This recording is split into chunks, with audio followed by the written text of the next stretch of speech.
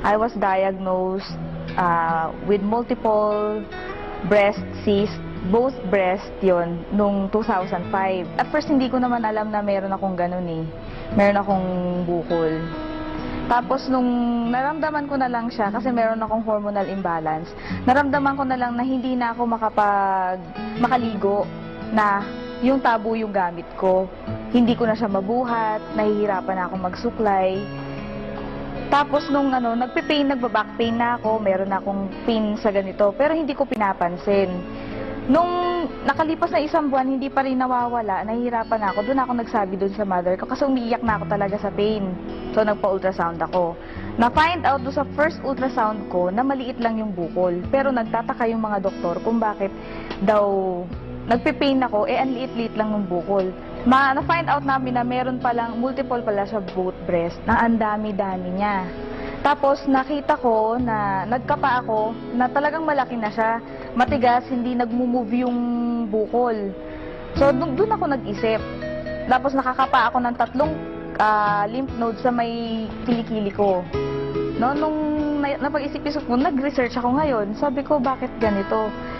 Yung nafe-feel ko, sabi ko, hindi nakatulad nung dati na mas lumala yung pain eh. Hindi ko na siya matiis. Nagpatingin ako ulit do sa doktor. Sabi niya, nasa stage 1 to, sabi niya ganyan. So advice nila ipa-biopsy ko para malaman nila kung yung talagang bukol na yon, yun lang talaga siya, kung iisa lang talaga siya. Tapos yung mga ibang bukol sa kabila na breast ko, kung malignant na rin. Sabi ko, natatakot ako. Siyempre, nag-work din ako sa hospital before. Sabi ko, ayoko magpa-biopsy. Tapos may pinatingnan na naman ako another doctor. Sabi niya naman nga, stage 1 daw talaga yun. Kasi nakita na nila yung itsura. So, doon ako naniwala. Hindi na ako nagpa-undergo ng biopsy. Binigay na nila ako ng medication. Sabi ko, hindi ko na-feel na yung medication na binigay nila sa akin, nagtitake effect. Nagpunta ako sa herbalist, binigyan niya ako ng mga products ng herbal, tapos yung nag-undergo ko ng 1 year na puro vegetarian diet lang. So, binago ko yung lifestyle ko. Nakaigi naman yun sa akin, pero hindi pa rin lumiliit yung bukol. Nag-isip ako ngayon, sabi ko, ano kayang pwede kong gawin para totally mawala na siya? Kasi ang advice nga sa akin, i-remove eh. Siyempre, dalaga ako. Nakakaano naman yun, wala kang breast, kadalaga mong tao, di ba? Yun, frustrating sa, nakaka-depress, nakaka-frustrate. So, nung dumating sa time na nag-research na ako, nag-internet ako kung ano bang pwede kong kainin. So, ang dami ko nakita. Nandun yung mga gulay, mga fruits na ina-advise nga doon sa mga may mga breast cancer na yun ang talagang dapat nakainin.